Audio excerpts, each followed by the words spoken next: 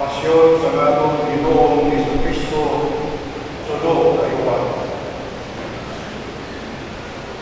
Naglaga si Jesus sugod sa iya mga pintunan, kag nagtabok sa sapa sa sitro.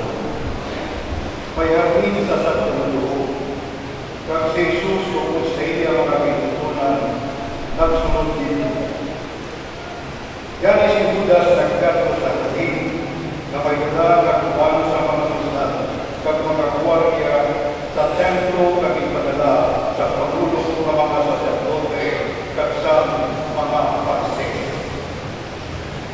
May mga hinaliban sila, kag nagdala sa mga parol ng si Jesus na nakaibalo sa tanan na manapog sa iya, naglalapit sa iya kag nagsiling.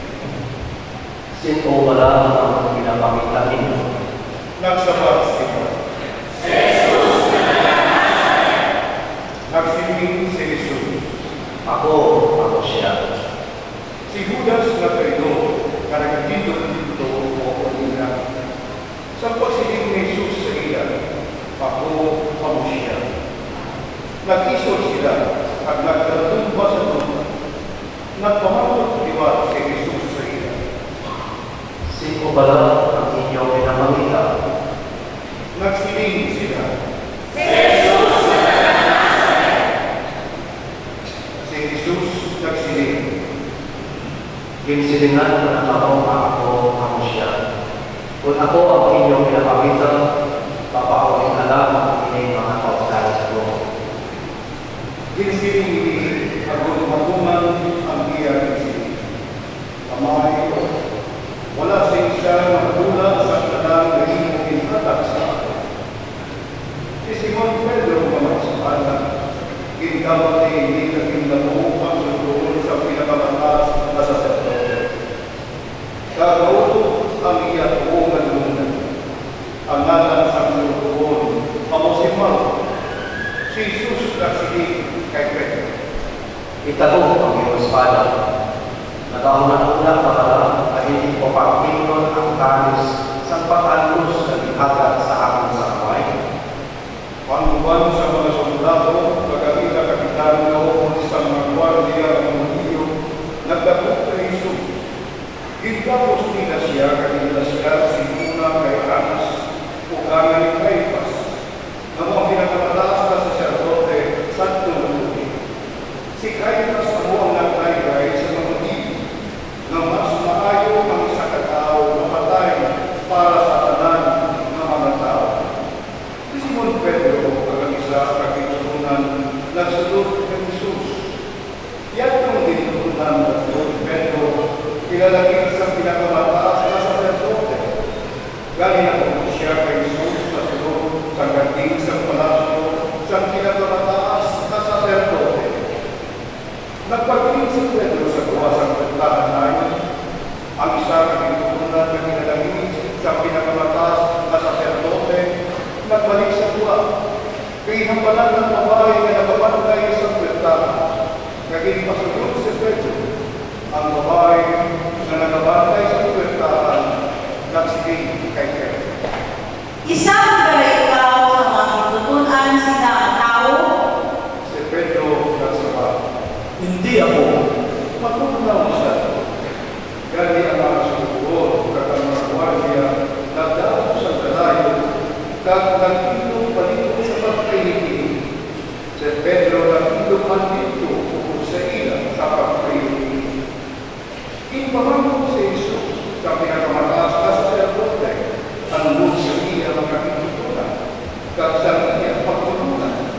Si Jesus nagsabat. Pero di ako nakawag sinayang sa tanan. Nagpanundo ako sa mga sinagoga sa templo, sa diring ng mga Hudiyo na nagtitipon.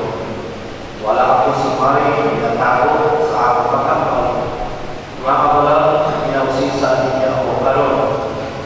Pamangkunta sila kung ano ang tinsinig ko sa iya. Kaya nakahibalo sila kung ano ang aking ipakampal. Sa mga siling-siling si Jesus, gintampa siya sa isa sa mga gwardiya kag isilingan. Pamubalitaan panagat mo sa pinakataas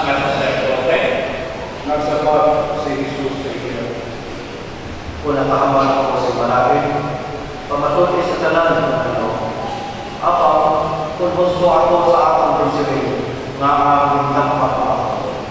Kahit si Jesus nga nagapos, padala ni atas kay Caifás, kakinakamasaas at sacerdote. Sa nagatindog pa si Pedro nga nagapay sa kalayo, ang ibang dito nagsinig sa gilid.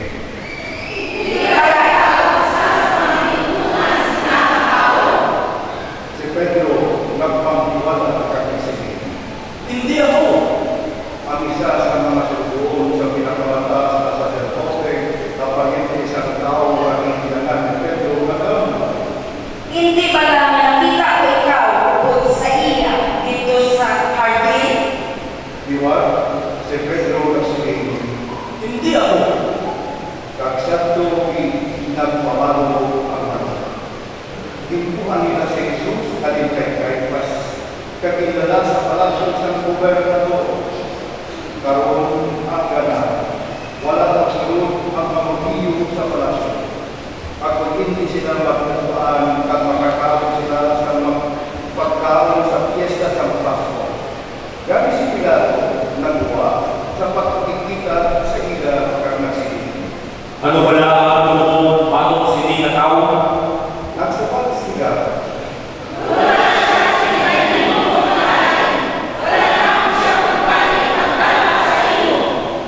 Si Pilato nagsinig sa ila. Dalahalin mo siya ang bukmi sa inyong masubuan. Ang mga niyo nagsabat.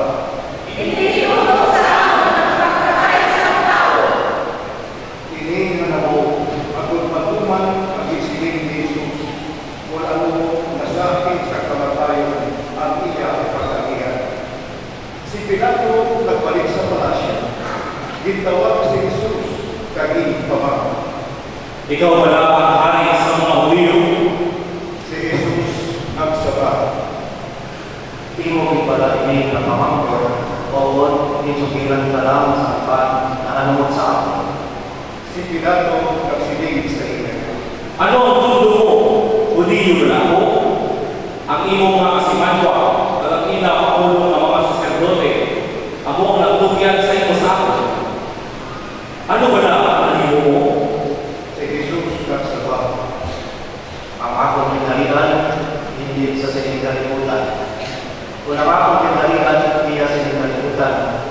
Ang akong mga sukulunod, pagkakaway ng tali, at hindi ako katugyan sa mga video. Ang akong pinalitan, hindi sa sinigalimutan.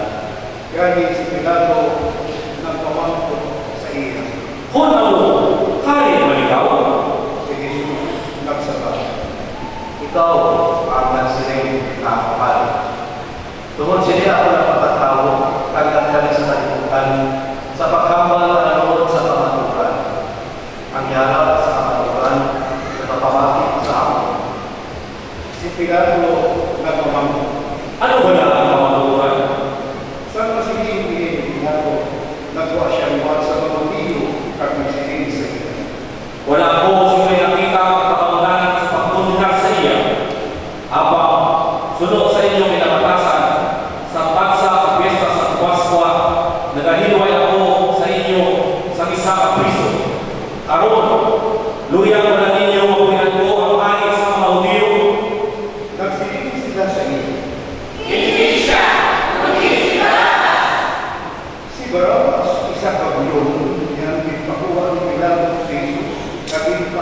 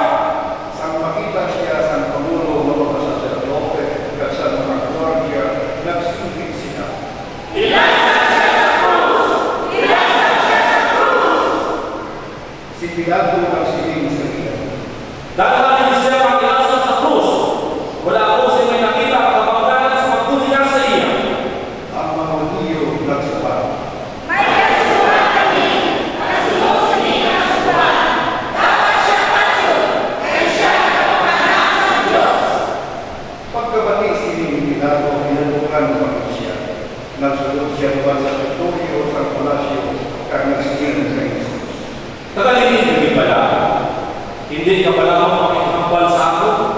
Dumdumon mo na ako may gahong sa paghilway sa imo. Bukod sa pagpalansa sa imo sa krus. Si Jesus nagsabat, May gahong ikaw sa ako, tungod kay hatag sa Diyos sa imo. Galing ang nagbukan sa ako sa iyo ay ako pati kasalan. sa pagkabatid si Pilato, nagpamita siya simpa sa pagdiway sa kay Jesus. Habang ang mga Hudyo nagsindi,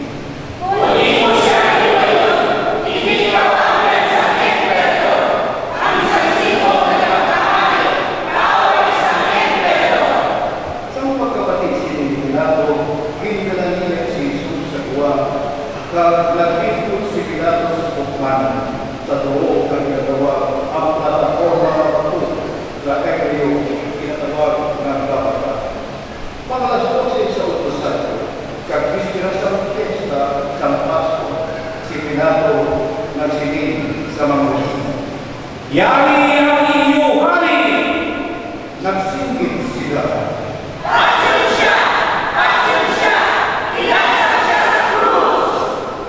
Pilato nagpamangkot sa iya. Luyag ninyo'y palansa mo sa krus ang inyo, hari! Ang Pangulo o mga saserdote nagsabi, ang among pinakilalang hari wala si iban, kundi ang emperor. Gani, gintukyan ni Pilato sa iya sa Jesus, ako may lansang sa krus. Ginalalinan sa Jesus na nakapas namin sa iya kag nagwapagkato sa loob sa bago sa Ebreo ginatawag ng Gabata. Dito ginlansang ng Mesiyas sa krus. Ginlansang Manila ang mga katao sa krus. At isa sa panahon, kalang isa sa buwan. Kag si Jesus sa tumanin, si Pilato nasulat sa isa pakahibalo kag ipatapit sa krus. Ang huli ang nasulat, Jesus na taga-Nazaret, ang hari sa mga Hudyo.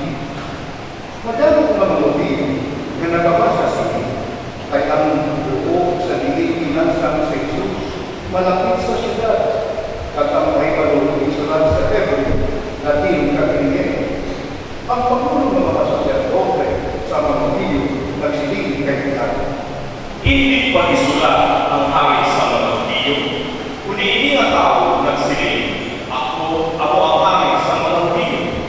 si Pilato nagsabat, Ang akong gisulat, nasulat na. ang balansan na sa mga soldado sa Jesus sa krus. Ikuha nila ang kapayo, kag ipagpila nila sa apat kabahe, at isang kabahe sa tagsa kasoldado. Ikuha nila ang kapa na hinabon, kag wala sing kinahilan sa dilaw, pagkatto sa sinsig. Ang mga soldado nagsilihan, Hindi nato pag-isiyon ini, kundi ato na magabot-abutan kung sino ang makakuha. hindi na ako matumang ang kasulatan. Ipagpila nila ang akong babae. Ipagabot-abutan nila ang akong tao. Gayong hinihiling sa mga soldado. Sa tupad sa krus ni Jesus, nagatindog-tindog ang Diego. Ang pupod sa Diego, si Maria, kasawa ni Cleopas, kag si Maria Magdalena. Sa makita ni Jesus ang Diego, iyan ni Puma na pindutunan na nagtindog-tindog. Nagsiling siya sa iya. Babae, yari ang mga anak. Niyan, nagsilingman siya sa pindutunan. Yari ang iyong Lord. Kag sugod sakto, kinalasan pindutunan si Maria, ako pamispa sa iya balay. Karon, naibaluan ni Jesus nga ang tanan tapos na, kag ako matuman ang kasulatan na siling siya. Ginawa ko. May tagyaw dito na puno sa langgaw, gintos mo pila ang bunga sa langgaw, gintakot sa tukong nga isuko, kagintungkol sa takwa ni Jesus, sa malimman ni Jesus ang langgaw, nagsiling siya. Tapos na. Nagtukot siya, kagintugyan ang iyang espiritu.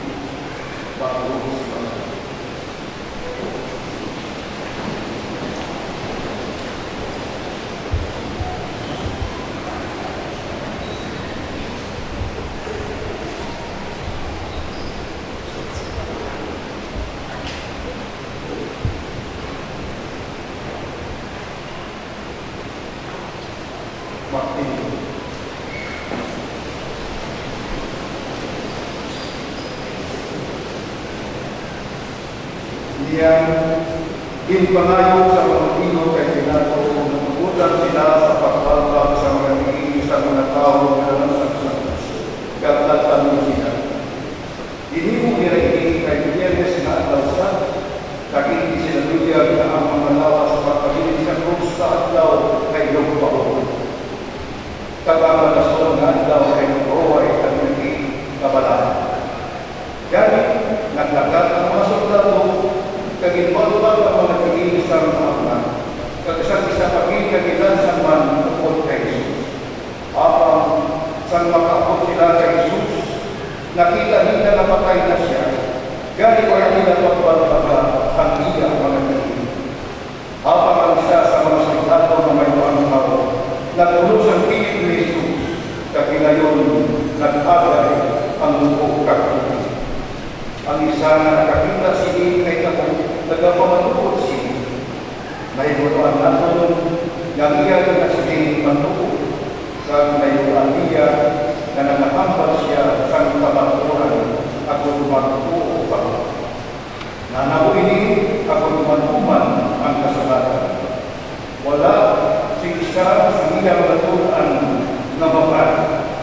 Kaya may sama ang kapagin sa kasalanan ng kasiling ang mga tao nagatulog sa iya na iya hindulo. Sa tapos siling, si Jose na taga-Arimatea nagpanayo kay Pilato na kung maimong kuwang niya ang lawas ni Jesus. Si Jose isa katitutunan ni Jesus apang sa tao lamang kay nakot siya sa mga uliya. Ginugutan siya ni Pilato, galing nagkata siya kaginuwa niya ang bangkay ni Jesus. Si Nicodemo na nagkatuanay kay Jesus sa gabi, nagukod kay Jose. Padala siya sa katatos sa libra, mayroong kaplas na silimbo na milang kagato. Inuha nila ang bangkay ni Jesus, katila ginutos ng panapon kanina na may pagpulo, sulok sa kinabatasan sa pagdilo sa pagpulo. Sa tuwong sa tingin, kinasang si Jesus. May isa kahapin, kapito, may isa kabawal na wala paging panunod. Kaya ito ang daw, disgaras sa mga daw, pero kuhuay sa mga muli, takpanood, walang iyan ito ang daw, kaya ito panunod ito bilang si Jesus. Ay, mamon, may bakit niya pa ito nito.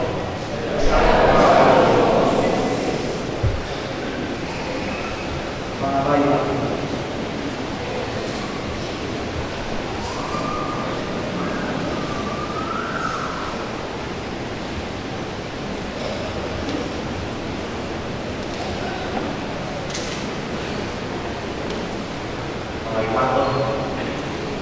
samtang binabasa ng okasyon, sunod kay sa buwan, ano niya napagsagan?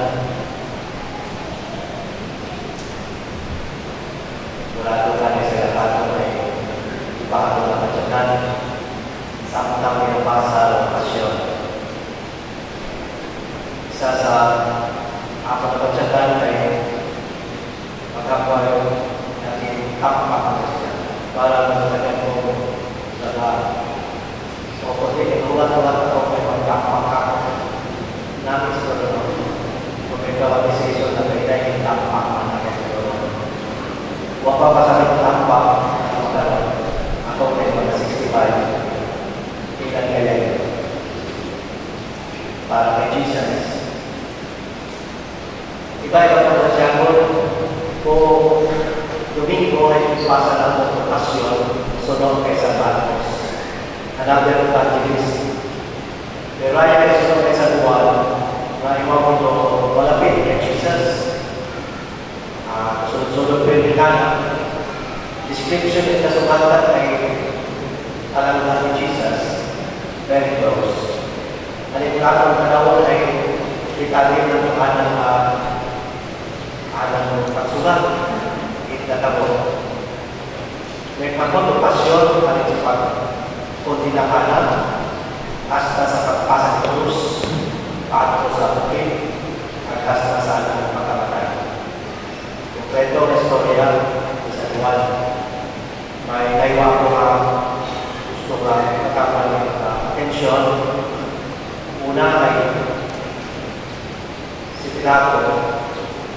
gobernador, ang papang-opisyal. Sa dahil nakaupo ko ni Jesus at sa dahil ng prinsipyo o kamatukan at ipakabay ni Jesus. Kung galing tungkol sa map o sa sindit ng tao, wala pagtindupin ng kamatukan. Sa bilog namin mga kapatid, kita man ng mga leader, simbahan, o gobyerno. Bago panahon na natinahanggan, yung mga tao na makatindog.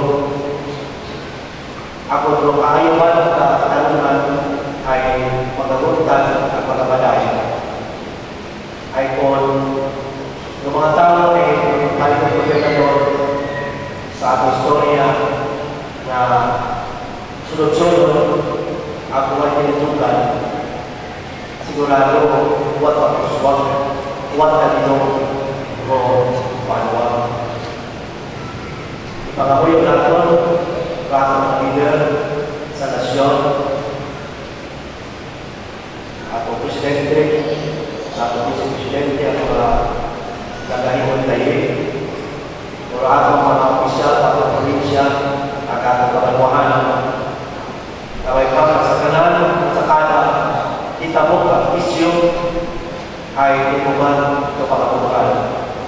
At hindi pagkaluhalo, sunod sa partido, o sunod sa kahapin, o sunod sa kwarta na mabuhay. Kung nawala kita ang tekno, huwag kita pagkakong sa ating balay. At ang mga pagkamuyo, kabay pa na isang punta ay kahugulihan sa tumakan ng iba o pagbiya sa ako ng mga partido at sa ako ng mga tao at tinitugan ay titugan ko. Kaya ito yung para sa kamagayan ng panahon. Reaksyon ay madaling lang masunod na dakon at kabay pa ay gusto nilang pagbayo ay hindi na magtugan